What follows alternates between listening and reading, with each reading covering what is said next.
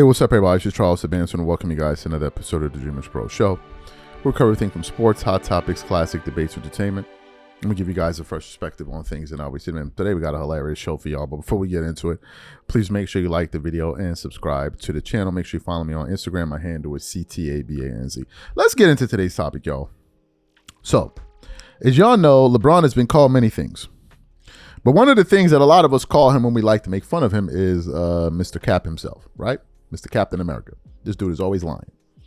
And it's something that even himself, he alluded to in the recent interview that he did on Complex. So he's like, everybody's saying LeBron is always lying. So he knows, right? And LeBron just be lying for nothing, man. LeBron be lying like as if it's a sport. Like the dude, I'm like, bro, you too rich to be doing this, man. Like he was, I predicted Kobe would score. Like it's just one thing after the other. But for those of you who remember, back in the late like 2011, 12, whatever, there was a story that LeBron James there was a potential that he could play for an NFL team as a tight end, right? And there was a possibility that he could have been recruited, right? And of course, this to the ears of LeBron fans, they love it. Oh my God, they love. Even one of the people that responded to the post we're going to play for you guys in a little bit. This guy wrote, LeBron James could have been the greatest tight end in NFL history. Jesus. I'm even sure if they said LeBron used to run track and field, if he focused on it, he'll be faster than Usain Bolt. I mean, these guys, what wouldn't they say? Right? So what happened? I came across this sound that was sent to me by a few people from Breakfast Ball on FS1. And it's featuring Greg Carton. And in this clip, Greg Carton is essentially calling LeBron James a world-class liar. Take a listen to the sound. LeBron James is great, isn't he? He has this, he views himself differently than everyone else in the world views himself. Yeah. And he's now pretty much an admitted world-class liar. LeBron James in his prime, which he was in 2010, as one of the 5 best basketball players on the planet back in 2010, was contemplating leaving the NBA to go play, I guess, tight end for Seattle. And he's claiming that Pete Carroll offered him a roster spot to play football. So in other words, the biggest flopper in basketball, when you breathe on him, he falls down, was going to leave the NBA, where he's a first ballot Hall of Famer, to go play football because Pete Carroll offered him the opportunity. It's like when the New York Mets had Garth Brooks out there for spring training to take a couple at-bats in March. Yeah. They weren't offering Garth Brooks a job to make it on the final roster, nor was Pete Carroll offering this clown a chance to play football for the Seahawks. But in his mind, if I say it, it must be true. Come on, man. So you heard what Greg had to say. What are my thoughts about this? He brought up a point, which was the flopping. And I think is a valid point. If you watch LeBron play, LeBron is what? 6'8", 6'9", 260, 70 pounds, so I've heard. If you even bump into LeBron, he's on the floor. There are times you can like run into LeBron and hit him like on his shoulder. He'll fall on the ground and start holding his head. LeBron flops so much. There's even a video of him laying on the ground playing peekaboo with the cameras to see if the referees are paying attention. It's that bad. His flopping has become so disgusting that even when he went on the Pat McAfee show to go at Stephen A. Smith, go at Brian Windhorst, Pat McAfee even brought it up as a joke, like, bro, why are you always flopping? Why are you always flopping? So you take a guy that's a master flopper, all right? Like master flopper. You're now telling me that first he could have played in a more physical era where you ain't got to flop because they actually hit your ass.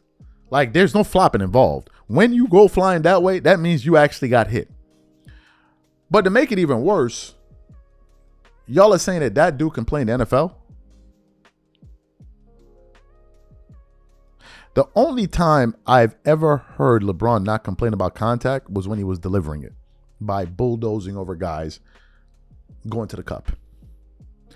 Any other occasion than that, LeBron is always screaming and hollering and flailing. I mean, I'm sure even at his fans, it must be embarrassing. Like you see him on the ground, he's on his knees. There's the one that happened, I think, was it last year or the year before that, when they were playing against the Boston Celtics, and Jason Tatum was driving towards the baseline, and he didn't even touch LeBron. If you saw that flop, you would have thought somebody sure you can LeBron James. Literally.